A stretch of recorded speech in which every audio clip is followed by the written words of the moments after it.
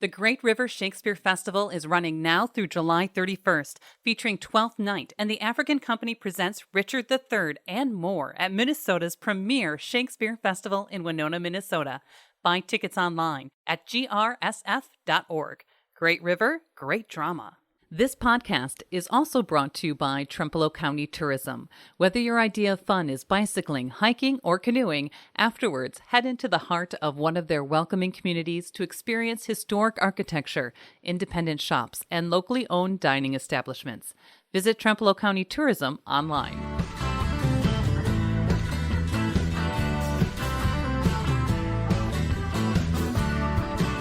The life force of the universe connects us to the stars, and the energy that's in our hearts flows through Jupiter and Mars.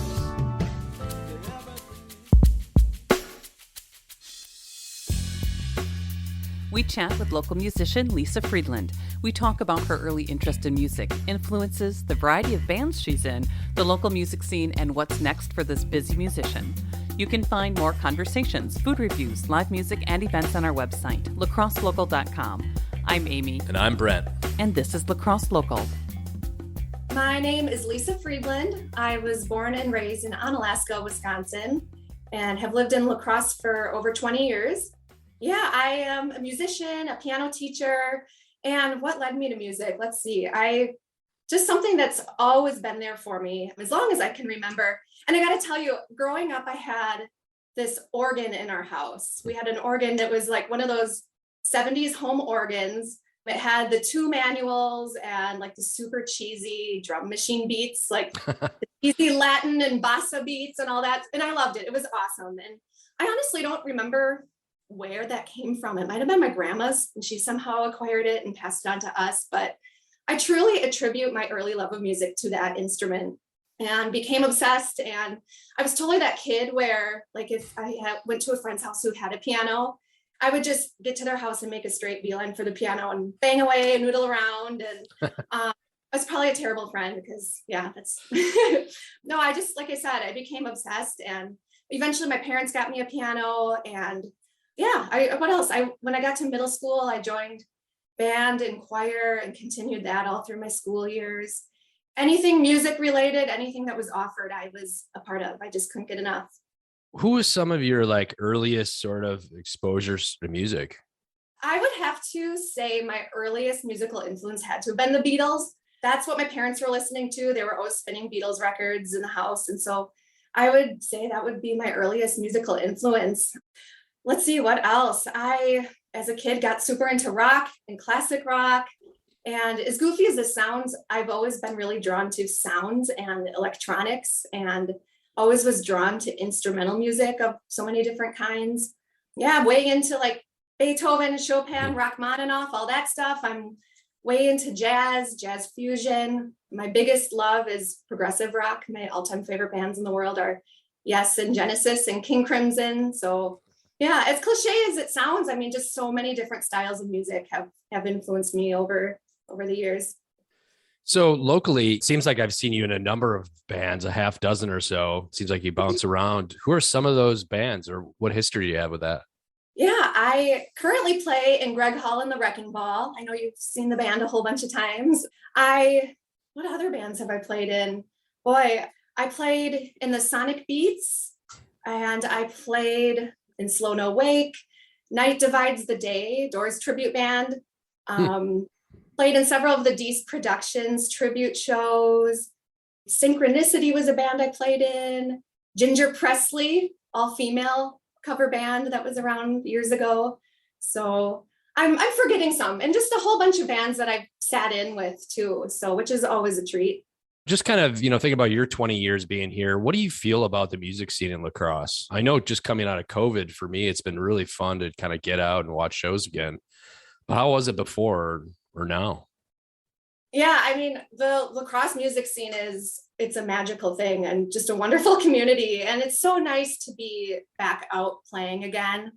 For myself, it's just really been nice to get back and see people. And I mean, for me, that's what music is all about, is the people and the community. So it's just wonderful to be back. And the pandemic, there were tough times for a lot of people, but for me, I was very fortunate. There was a lot of silver linings. I got to, be involved in some musical projects that were done completely online. And I don't know if I would have had that opportunity before, so I really got a chance to try out a lot of new things. And so there was a lot of positives that came out of that. So is there any projects you're currently finishing up or just finished up or coming down the road for you? Yes, I recently finished up some recordings for some albums. One of them being Everything for Love by Jeff Cozy. He's a local musician. So I recorded some tracks on his recent album. I am looking forward to getting back to playing some of the Moon Tunes shows. I really always look forward to those shows every summer, including the Moon Tunes Woodstock show. So I'll be playing a set at the Woodstock show.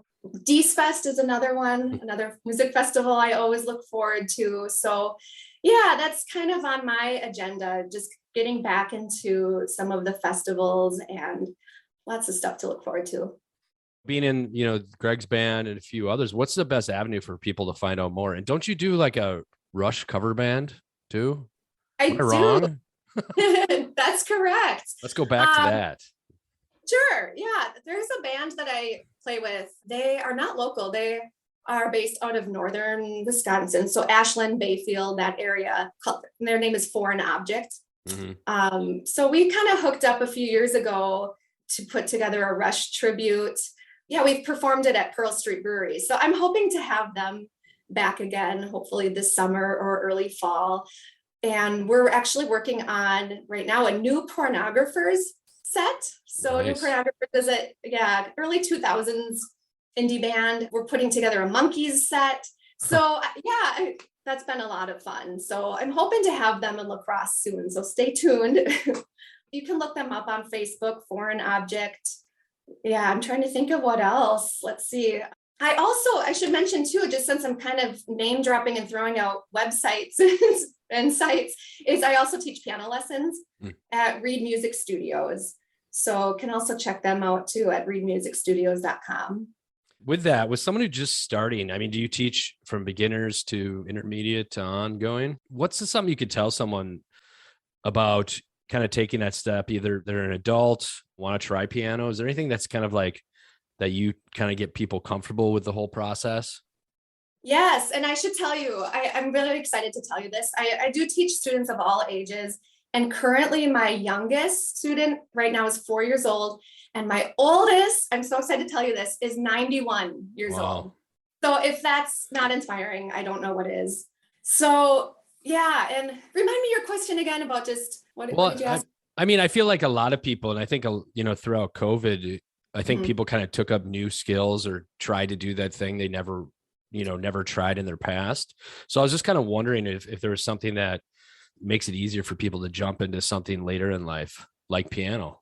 Yeah. And, it's interesting working with adult students, because a lot of them come in saying, this is something I've just always wanted to do. And now's the time. And with the pandemic, I actually gained students. I think that goes to show just how important people valued music and, how it gets people through difficult and troubling times.